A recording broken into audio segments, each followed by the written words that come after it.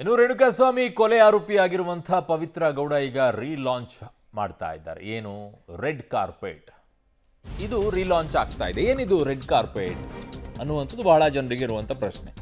8 ತಿಂಗಳಿನಿಂದ ಕ್ಲೋಸ್ ಆಗಿತ್ತು red carpet. ಕಾರಣ ಅಲ್ಲಿ ಅವರು ರೇಣುಕಾಸ್ವಾಮಿ ಕೊಲೆ ಪ್ರಕರಣದಲ್ಲಿ ಆರೋಪಿಯಾದರು, ಜೈಲಿನಲ್ಲಿ ಇರಬೇಕಾಯಿತು. ಜೈಲಿಗೆ ಹೋದ ಬಳಿಕ ಈಗ ಕ್ಲೋಸ್ ಆದಂಥ ಪವಿತ್ರ ಒಡೆತನದ ಸ್ಟುಡಿಯೋ ಏನಿದೆ ಈಗ ಮತ್ತೆ ಓಪನ್ ಆಗ್ತಾ ಇದೆ, ರಿಲಾಂಚ್ ಮಾಡ್ತಾ ಇದ್ದಾರೆ. ಎಲ್ಲವೂ ಕೂಡ ಹೊಸದು ಅಂತ ಹೇಳ್ತಾ ಇದ್ದಾರೆ. ಕಾರ್ಯಕ್ರಮಕ್ಕೆ ಪವಿತ್ರ ಗೌಡ ಸ್ನೇಹಿತರು, ಕುಟುಂಬದರಷ್ಟೇ ಆಗಮಿಸಿದ್ದಾರೆ. ಸೊ ರೀಲಾಂಚ್ ಅಂತೂ ಈಗ ಮಾಡ್ತಾ ಇದ್ದಾರೆ. ಬಿಸ್ನೆಸ್ ಕಡೆಗೆ ಹೆಚ್ಚಿನ ರೀತಿಯಾದಂಥ ಒತ್ತನ್ನು ಕೊಡ್ತಾ ಇದ್ದಾರೆ. ಕಾರ್ಪೆಟ್ ರೀಲಾಂಚ್ ಆಗಿದ್ದು ತುಂಬ ಖುಷಿ ವಿಚಾರ. ಕಲೆಕ್ಷನ್ಸ್ ಮಾತ್ರ ಅದ್ಭುತವಾಗಿದೆ.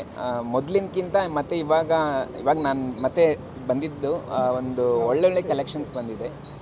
ತುಂಬ ಖುಷಿ ಆಯಿತು. ಮನುಷ್ಯ ಅಂದಮೇಲೆ ಏಳು ಬೀಳು ಇದ್ದಿದ್ದೆ. ರೋಲರ್ ಕೋಸ್ಟರ್ ಜರ್ನಿ ಎಲ್ಲರಿಗೂ ಇರುತ್ತೆ, ಒಬ್ಬರಿಗೆ ಅಲ್ಲ, ಎಲ್ಲರದ್ದು ಜೀವನದಲ್ಲಿ ಅದು ಏಳು ಬೀಳು ಸಹಜ. ಸೊ ಅದನ್ನು ಮೆಟ್ಟಿ ಮತ್ತೆ ಮುಂದೆ ಹೋಗೋದನ್ನು ಎಲ್ಲರೂ ಕಲಿಬೇಕು. ಸೊ ಅದನ್ನು ಪವಿತ್ರ ಗೌಡವ್ರು ಮಾಡ್ತಾ ಇದ್ದಾರೆ. ಮತ್ತೆ ರೀಲಾಂಚ್ ಮಾಡಿದ್ದು ಇನ್ನೂ ಖುಷಿ ವಿಚಾರ. ಒಳ್ಳೇದಾಗಲಿ ಅನ್ನೋದು ನನ್ನ.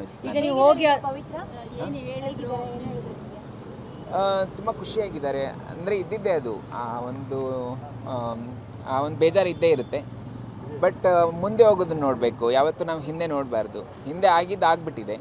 ಸೊ ಈಗ ಮುಂದೆ ಅವರ ಒಂದು ಟ್ಯಾಲೆಂಟ್ ಏನಿದೆ, ಅವರೊಂದು ಏನು ಬಿಸ್ನೆಸ್ಸಲ್ಲಿ ಮುಂದೆ ಬರಬೇಕು ಅಂತ ಅಂದ್ಕೊಂಡಿದ್ದಾರೆ.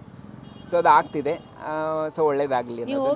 ಧೈರ್ಯ ಅನ್ನೋಕ್ಕೇನು, ಅವ್ರು ಆಲ್ರೆಡಿ ಧೈರ್ಯವಾಗೇ ಇದ್ದಾರೆ. ಯಾಕಂದರೆ ಅವ್ರು ತಪ್ಪು ಮಾಡಿಲ್ಲ ಅನ್ನೋದು ಅವ್ರಿಗೆ ದೃಢವಾಗಿದೆ. ಸೊ ಹಾಗಾಗಿ ಅವ್ರು ಜೀವನದಲ್ಲಿ ಏಳು ಬೀಳು ಎಲ್ಲವೂ ಕೂಡ ಇರುತ್ತೆ, ಕರೆಕ್ಟು. ಬಟ್ ಹಂಗಂತ ಹೇಳ್ಬಿಟ್ಟು ಯಾವ ಆರೋಪದಡಿ ಅವ್ರು ಸಿಕ್ಕಾಕೊಂಡಿದ್ದಾರೆ ಅದರಲ್ಲಿ ಏಳು ಬೀಳು ಕಂಡುಕೊಳ್ಳೋದು ಭಾಳ ಕಷ್ಟ.